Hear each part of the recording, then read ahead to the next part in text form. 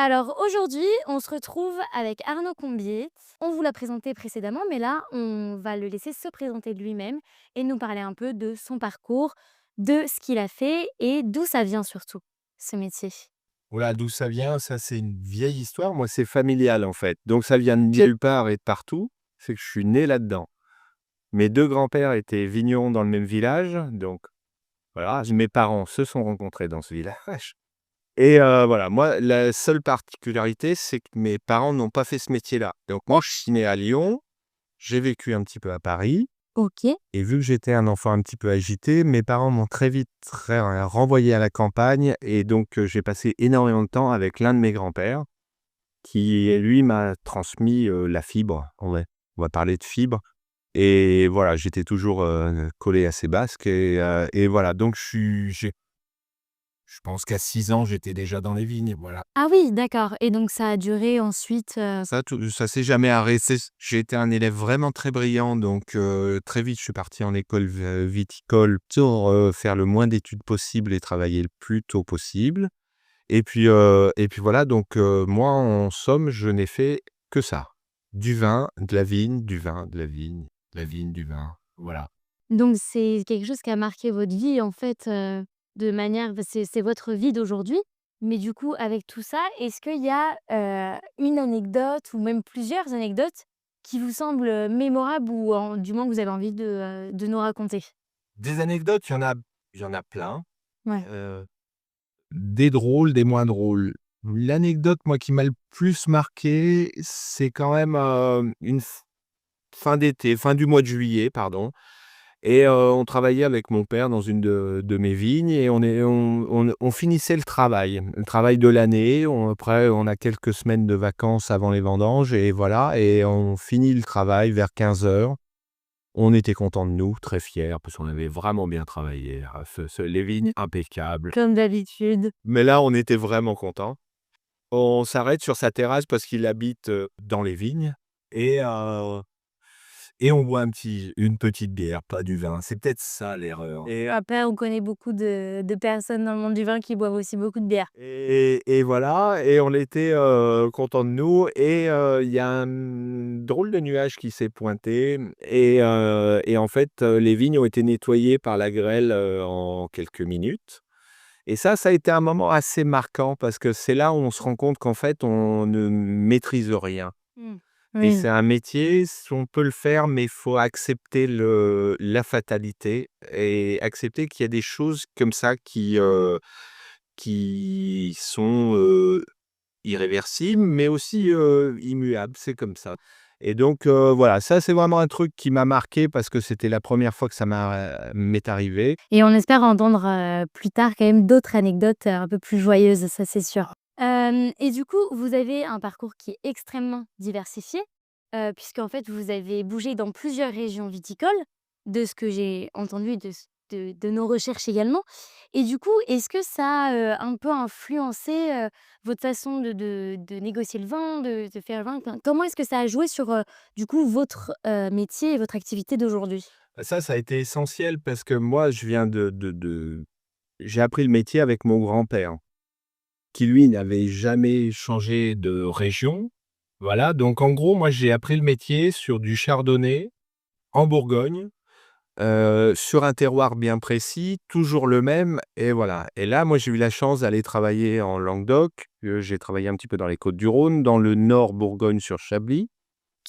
Donc j'ai pu toucher plusieurs cépages, plusieurs terroirs, des densités de plantation, enfin des techniques viticoles aussi très différentes. Et donc, voilà, j'arrive maintenant à plus de 50 ans avec un espèce de bagage qui est lié à mon parcours. Ça change ma vision du vin, ça a changé mes techniques et puis, j'ai eu la chance d'avoir beaucoup de clients de mon âge. Alors, à 20 ans, c'était très dynamique parce qu'on avait tous 20 ans donc là, si je reviens aux anecdotes, c'était assez croustillant. Mais ça nous a permis aussi d'évoluer ensemble. Eux m'ont fait goûter également beaucoup de vins, vins étrangers, vins français, avec leur sensibilité et moi, ça m'a permis de m'adapter, de m'ajuster, de rencontrer aussi d'autres vignerons, Oui. étrangers et d'avoir bah, voilà, choper de l'expérience d'année en Bah, année ça, c'est sûr. et de remettre en cause aussi, parce que ça, c'est essentiel dans nos métiers, ce qu'on fait. Ne jamais être acquis, toujours recommencer et essayer de faire mieux et voilà et puis de garder un petit peu la fibre et l'enthousiasme, De garder un peu aussi cette passion-là qui est animée par le changement, ça c'est évident de toute façon. Vous venez de dire que vous avez rencontré des d'autres vignerons, et d'autres personnes, beaucoup de personnes. Vous avez notamment collaboré avec, Jeff Carrel, avec qui vous exposez actuellement ce week-end, au Salon Sierra, à Lyon et du coup, comment est-ce que cette rencontre elle a joué en fait? Enfin, qu'est-ce qui a changé, Ça, c'est la beauté de nos métiers, c'est-à-dire qu'on rencontre énormément de personnes avec des profils très différents. J'ai commencé, moi, il y a plus de 20 ans, dans les vins nature, qui était quelque chose de très dynamique, très nouveau à l'époque. Et j'ai rencontré des gens comme Marcel Lapierre, Philippe Valette, Jean Foyard, qui ont été pour moi des maîtres d'inspiration, mais qui m'ont aussi appris le métier, qui m'ont appris aussi à vendre mon vin, voilà, qui ont été vraiment des influenceurs. Ouais. Et puis, bah, dans le parcours, j'ai rencontré d'autres personnes jusqu'à Jeff Carrel, là, quand je m'occupais d'un domaine à Pézenas, dans le Languedoc, qui m'a apporté vraiment une autre vision du vin que j'avais. C'est-à-dire, moi, j'ai toujours été producteur de vin. Oui. C'est-à-dire, je développais un travail au sein de mes vignes et j'essayais de les emmener au bout pour les mettre en bouteille. Là, j'ai découvert d'autres techniques de vinification, d'autres visions aussi du vin en termes de goût, de texture, de ce qu'on voulait raconter. Ouais. Ces notions aussi qui sont essentielles pour nous de prix, c'est-à-dire de qualité-prix. Quand on est à un domaine, on développe notre activité au sein d'un vignoble et c'est en fait le vignoble et la production qu'on va avoir sur ce vignoble qui va déterminer en gros de notre prix, le prix du vin.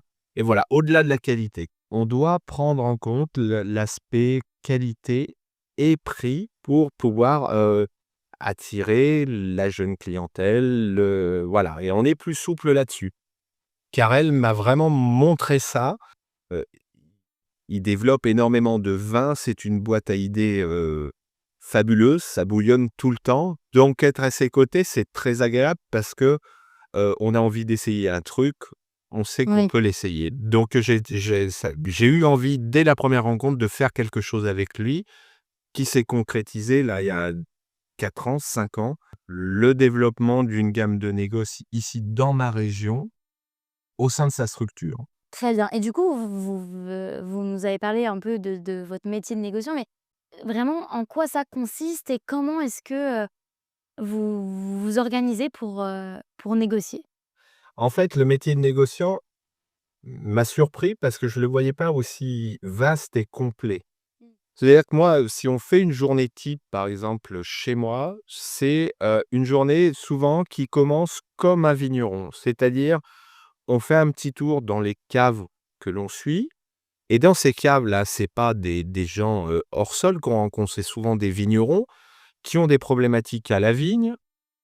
On en débat, on aide, on apporte des solutions, on va voir, on va visiter. Donc ça, c'est la première partie. Donc on a un lien avec la production quotidien. Qui reste, vraiment, ancré de toute façon? Oui, oui, et puis qui est essentiel, bah, pour faire nos produits, Oui. certes, mais on a besoin de vignerons aussi pour trouver du dynamisme de production, de culture, de développement.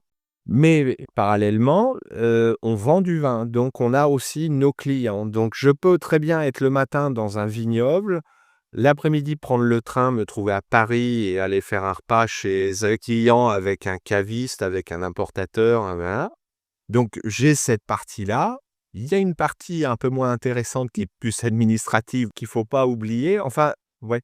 Donc voilà ce que c'est une journée. C'est-à-dire qu'on navigue de la campagne, on peut être en ville le soir, voilà, on est tout le temps en mouvement, en fait. Et moi, ça m'intéresse beaucoup parce que ça me dynamise beaucoup. Voilà.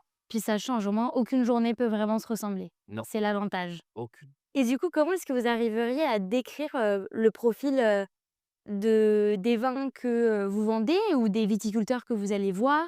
Comment est-ce que vous arrivez à choisir? Ma plus-value dans un domaine, c'est l'expérience que j'ai dans la culture bio. OK. Donc mon métier, que je défends et que je développe, c'est vraiment être capable de convertir le maximum de vignes vers la culture bio. OK. Ça me passionne, et puis j'ai l'impression en plus de faire, bonne œuvre comme on dit. Même si c'est un petit peu utopiste ou voilà, mais malgré tout, c'est quelque chose à Ça change beaucoup. ouais et donc, je passe beaucoup de temps quand même en lien avec les vignerons. Après les vins, on en a parlé tout à l'heure, moi je viens d'une chapelle qui s'appelle les Vins Nature, OK. qui est devenue très à la mode maintenant, mais il y a 25 ans quand on a commencé, on n'était pas beaucoup de vignerons et surtout il y avait pas beaucoup de clients. On prenait souvent la porte, quand on venait présenter nos vins, voilà, c'était un petit peu compliqué, Ouais. mais très intéressant. Donc je suis toujours sensible à ça, même si maintenant je fais des vins plus sages, parce que j'ai l'obligation de résultat. Moi, j'achète du vin dont je dois payer mon vigneron Oui. et donc je peux pas prendre tous les risques nécessaires et un vin nature, c'est beaucoup de risques, donc on maîtrise un peu plus. Mais malgré tout, je fais pas des vins techniques. Oui. Parce que je trouve qu'il y a pas assez d'expression dans ces vins-là et donc pas assez d'identité. Si vous avez un conseil à nous donner, pour, des jeunes comme nous, amateurs de vin, qui nous permettrait d'en découvrir un peu plus, du coup, sur les vins, bio et nature, vers où aller? Où se renseigner? Et comment faire vraiment pour essayer d'en découvrir plus, même au niveau digestif, évidemment? Alors, je pense que vous, votre génération, vous avez un gros avantage par rapport à la mienne, c'est que vous allez en trouver partout. Donc il faut goûter, goûter, goûter, ne jamais écouter celui qui sait, toujours vous écoutez vous. Si vous aimez ce vin-là et que 10 personnes en face de vous vous disent que c'est pas bon, et ben vous l'aimez et ça veut dire que c'est un bon vin pour vous et le débat est terminé. Mais c'est le plus important, ouais. Il faut vraiment garder ça en tête. Il y a pas de On se pose jamais la question de savoir si une boîte de petits pois est bonne ou pas bonne. Mais là, le vin, c'est presque pareil. Il y a des vins que vous allez adorer, d'autres moins. Voilà. Donc, il faut être curieux, donc, comme dans tout ce que vous allez faire. Curiosité, curiosité. On goûte, on essaye. On est déçu, c'est pas grave. On essaie autre chose et voilà. Et on continue. Eh ben, il y a pas de problème, on va tous retenir ça. J'espère que nos auditeurs aussi. Et puis, surtout merci beaucoup, merci 1000 fois, c'était Merci à vous. super. Le temps